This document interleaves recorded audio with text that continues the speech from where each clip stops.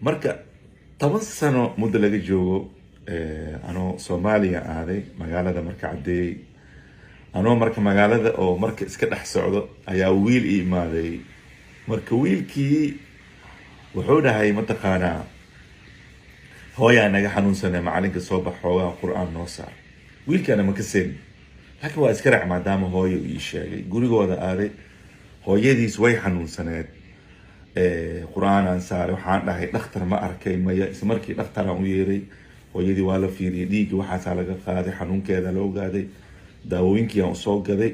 gurigana xaaladooda aad bay u liidatay raashin waxaas aan baqaar u soo qabsaday ka bacdi xoogaa barakana oo lacagan si kan ku adeegtaa iri labado bari ka bacdi wuxuu dhahay hooyo way alxamdulillah way roonaatay waxay dhahdeen macalinka laazim inuu nala qadeeyo waay waxaana ma iga dhaaftiino adinkaabo xaaladiina may yasir hooya saas rabto bis okay waaya iri waa imaaday gurigoodii waa wada qadeeni waxay ugu dhaheen macalinka maadaama aad musaafir tahay noo duceyniyo ducaa musaafir mustajaab waay ka bacdi waxaan ugu duceeyey sanadkaasi inuu ilaahay ugu dhigo sanadkii ugu dambeeyay ay dhib iyo rafaad iyo matqaana iyo wax la'aan oo ay soom uu ku dhigo oo had kadibna ilaahay nolol fiican ilaahay u furo adiga qof naftigaada dhageysanaya ma daawanayana ilaahay waxaan kaaga baryaa sanadkan sanadkii kuugu dambeeyay kurbo iyo murug iyo rafaad aad aragtid oo hadda kadib farxad iyo khayr iyo barwaaqo inuu ilaahay noloshaa kuugu bedelo oo wax aad ku farxdid dariimkaaga hamigaadna inuu ilaahay gacanta ka saaro subxaanahu wa tacaala allahuma aamin marka walaalayaalka bacdi waxaa dhacday walaalo waa ka soo tagay mataqaana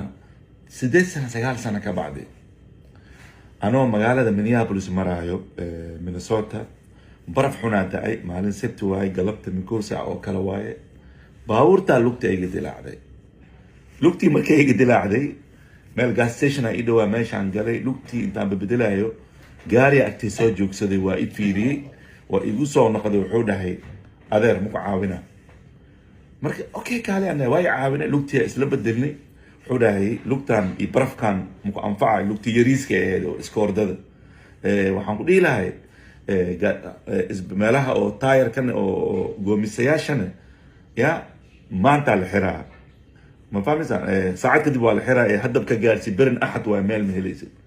markii soo baxsay mida aan ka saabo oo soo idawagal ma adrees kale isi ma yasra idawagal intaan socdo telefoon ku hadlaayay meeshii goomisahan tagnay lugtiya la bedelay lacagtii markaan bixi maagay adeer anaa bixiyo macalinkaas dhahay anaa bixiyo waayaad u bixisana waqtiga